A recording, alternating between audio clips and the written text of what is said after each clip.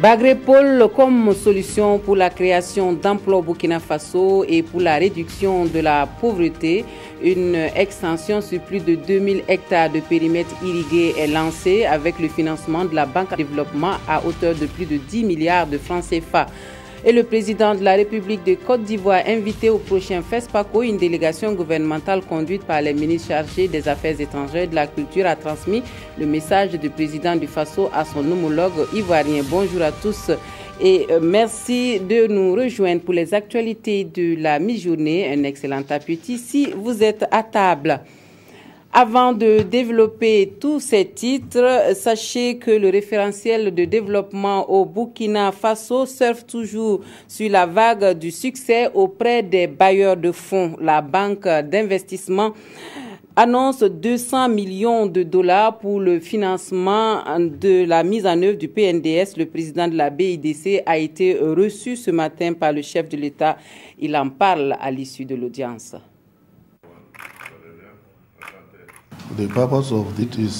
Nous sommes ici ce matin pour rencontrer le président parce que c'est ensuite à la réunion des bailleurs de Paris en décembre et nous avons tenu à revenir voir son Excellence pour lui faire le point des activités de la banque, aussi bien au Burkina que dans la sous-région CEDEAO. So far we have financed about 20 projects here at Burkina Faso. Nous avons financé au Burkina déjà beaucoup de projets, une vingtaine, dont 11 pour le public, et autour d'à peu près 100 milliards de francs CFA.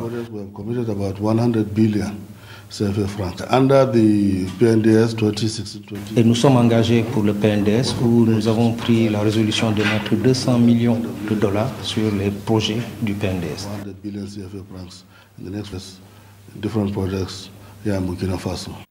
Voilà, nous mettons tout de suite le cap sur la lagune Ébrié pour une autre audience. Et cette fois, c'est une délégation gouvernementale burkinabé qui a été reçue par le président de la République de Côte d'Ivoire. Les ministres des Affaires étrangères et de la Culture du Burkina Faso ont transmis un message du chef de l'État burkinabé à son homologue ivoirien. La teneur du message porte sur les récents événements en Côte d'Ivoire et une invitation au prochain FESPACO Aruna Mari.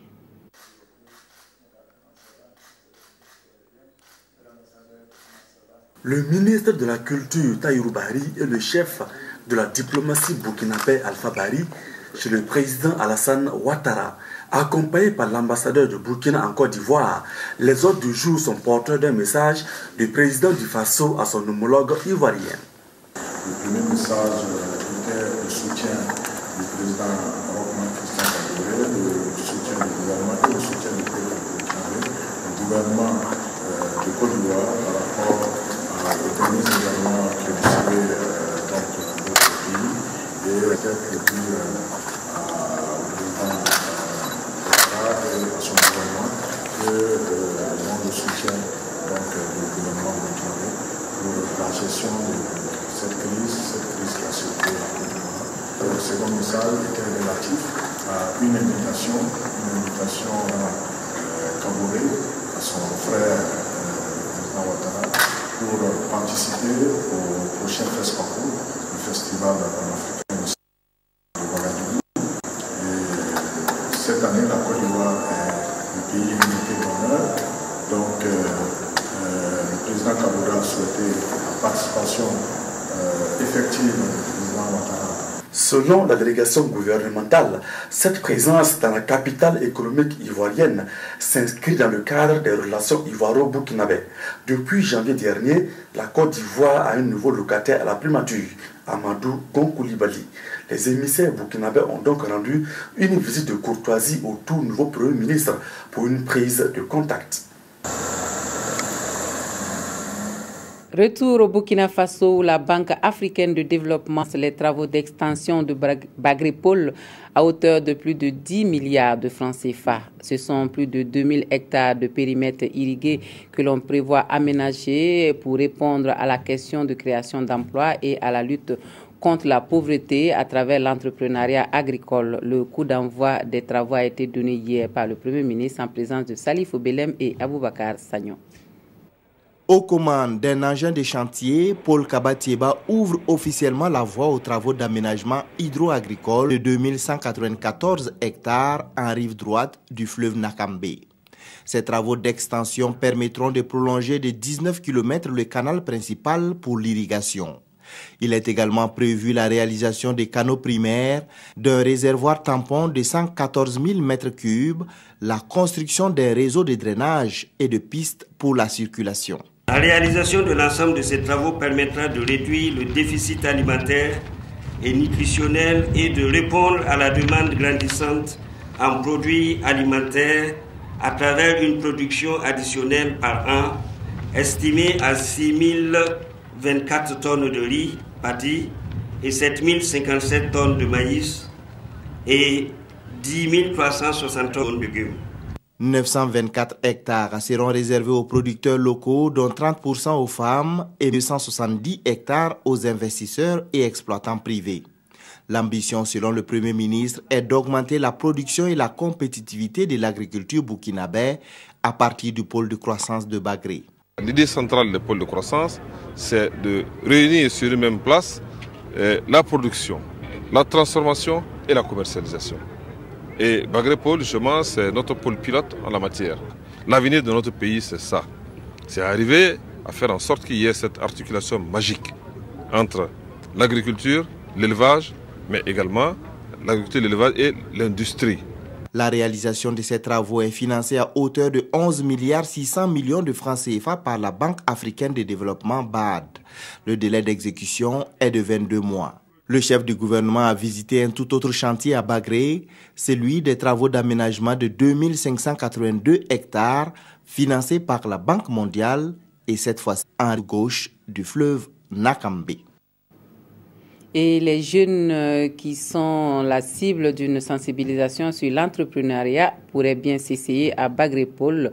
Des hommes d'affaires américains encouragent fortement la jeunesse burkinabé à l'entrepreneuriat et à l'innovation et ils comptent bien investir dans cette frange de la population. On en a parlé hier au cours d'une conférence publique à Ouagadougou. Ibrahima Sombié, Omar Zombri. Donner aux jeunes le goût et la volonté d'entreprendre, de partir de rien pour devenir prospère, c'est ce que vise cette conférence publique. Une conférence organisée par la Fondation ouest-africaine de l'entrepreneuriat et de l'innovation en collaboration avec des hommes d'affaires américains réunis au sein d'une initiative pour une jeunesse africaine entreprenante et innovante. Notre objectif est d'aider les jeunes à entreprendre, d'aider en fournissant les investissements et les ressources afin de faire du Burkina Faso une nation économiquement forte. Et aussi, booster les relations entre les États-Unis d'Amérique et le Burkina Faso. Tous ceux qui sont là, les 5 qui sont là, ils sont dans divers domaines, mais ils sont vraiment intéressés à investir au Burkina Faso. Et ils ont rencontré effectivement certaines autorités. Cette participation de plusieurs personnes de parcours différents, elle est aussi une tribune pour le partage d'expériences. Partager ma modeste expérience, mon parcours jusqu'à ce que je sois aujourd'hui conseiller spécial du président, je pense que ça peut être un exemple, n'est-ce pas, un petit modèle à mon niveau, et aussi partager avec eux sur les dispositifs qui existent au niveau du gouvernement, notamment au ministère de la Jeunesse et de l'Emploi, de l'insertion professionnelle. Il y a différents fonds qui existent. Un appel à projet a été lancé et les personnes intéressées peuvent retirer les canevas auprès des différentes directions régionales de l'emploi. Pour la Fondation et l'initiative américaine, c'est un début de partenariat qui annonce une nouvelle vision des affaires pour les jeunes du continent africain. Et l'agriculture, qui est la principale source de moyens d'existence en milieu rural au Burkina Faso, la résilience au changement climatique est une nécessité absolue. Il faut rehausser le niveau de compréhension des populations sur les phénomènes climatiques. Le projet Braced mène une campagne de sensibilisation sur le concept et cela se passe dans la région du centre-nord. Nongbakouda Maïmouna Traori. Depuis 2015, le projet Braced intervient dans les provinces du BAM, de l'Oubri-Tenga, du Kourwego et du Sanmatenga. Son objectif, renforcer la résilience des communautés locales au changement climatique. Cette campagne de sensibilisation s'inscrit dans la même logique.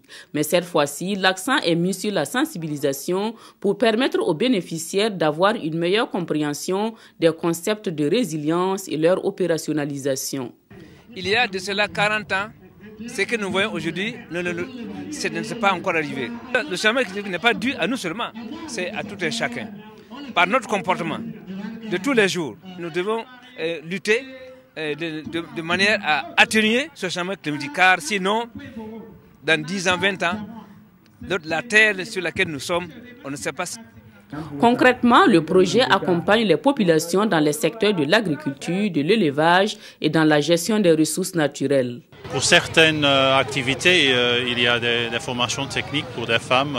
Ça concerne la production maraîchère, la riziculture, aussi l'aviculture, les volailles. On travaille avec des femmes spécifiquement pour la construction des foyers améliorés. Déjà, la sensibilisation a commencé avec ce théâtre forum sur les phénomènes climatiques et l'autonomisation de la femme. Autre point de l'actualité, le droit international humanitaire enseigné aux militaires burkinabés.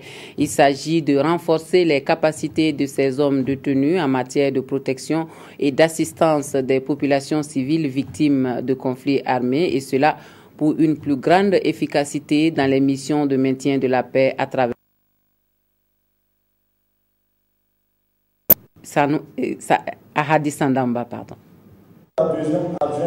Des forces de défense et de sécurité à l'école du droit international humanitaire, issus des rangs des 2e régions militaires et de gendarmerie, ainsi que de la direction régionale de la police nationale des Hauts-Bassins, ces participants vont 2 jours durant se familiariser avec le droit des conflits armés, un droit qui prône la protection et l'assistance des populations civiles en temps de conflit.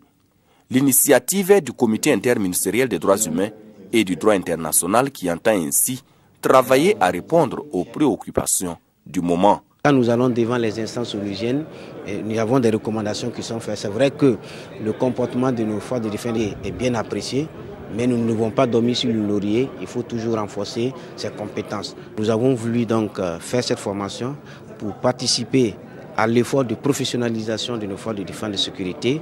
Cadre de partage d'expérience, la présente session s'articulera autour de plusieurs communications avec à la clé les précautions à prendre pour atténuer les souffrances des populations civiles en temps de conflit. Nous allons revenir sur l'historique et ce qui est fait au sein de l'armée déjà sur la base du droit international humanitaire. Et plus tard, nous allons revenir à notre principal qui est la protection des personnes civiles et des populations civiles pendant les conflits armés. L'étape de Bobo Dioulasso marque la fin d'une série de formations sur le droit des conflits armés le 2 février dernier à Ouagadougou. À l'issue donc de la session, des documents seront mis à la disposition des participants pour plus d'efficacité sur le terrain. Et ce groupe de forces de défense et de sécurité servira également de relais auprès de leurs corps respectifs. Voilà, c'était donc le processus de paix menacé au Proche-Orient que vous avez suivi là. À présent, une lecture croisée des quotidiens burkinabés, c'est la revue de presse et c'est signé Aimé Solan Digma. Rencontre, bilan et perspective de la réforme des femmes au ministère de la Défense indique aujourd'hui au Faso. Roxon le rassemblement, dira l'observateur Palga. Pour ce journal, la situation sécuritaire dans le nord du pays, avec les menaces d'invasion djihadiste, y est certainement pour quelque chose. Le phénomène du terrorisme étant complexe et d'une grande ampleur, le chef de l'État a indiqué au cours de cette rencontre que le Burkina Faso s'est engagé à mutualiser ses forces avec celles d'autres pays pour mener une lutte farouche contre ce dernier, rapporte le pays. En témoigne, dit-il, la création d'une force multinationale de sécurisation avec les pays membres de l'autorité de développement intégré de la région de l'Iptako-Gourma et la création d'une force conjointe au Sahel avec les chefs d'État du G5 Sahel. Pendant ce temps, notre temps fait le point de la coopération bilatérale Burkina Faso-Russie, vieille de 50 ans avec des chantiers à l'horizon. C'est officiel et c'est en vigueur, les Africains n'ont plus besoin de visa pour entrer au Bénin, annonce notre temps. Ce faisant, le Bénin apporte une pierre précieuse à l'intégration africaine. D'après ce journal, si les Européens ont réussi à mettre en place l'espace Schengen, c'est parce qu'ils ont fait l'analyse que dans l'Union, ils seront plus forts. Les Africains aussi en sont capables, pour peu qu'ils dépassent leur ego personnel et les intérêts particuliers, pour poursuivre l'unité de l'Afrique, conclut ce journal. Voilà, on s'arrête ici pour les actualités de la mi-journée. Merci de votre attention. Un excellent après-midi à tous et à toutes.